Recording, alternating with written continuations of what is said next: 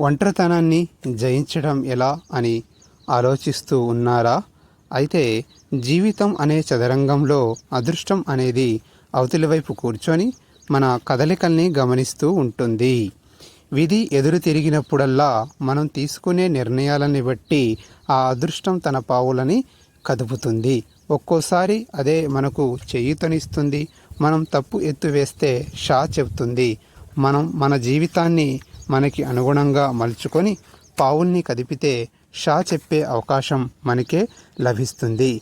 గత జీవితపు పరిశీలన నుంచి ఈరోజు జీవితాన్ని నిర్ణయించుకోవడం కోసం మనం మన మనసులోకి తొంగిచూసి మన తీరని కోరికలని గ్రహించాలి. అసంతృప్తి కలిగించే విషయాలని నెమ్మదిగా దూరం చేయాలి. అయిష్టమైన వ్యక్తుల నుంచి భౌతికంగా దూరం అవ్వాలి. ఇష్టమైన వ్యక్తులకి దగ్గరవ్వాలి.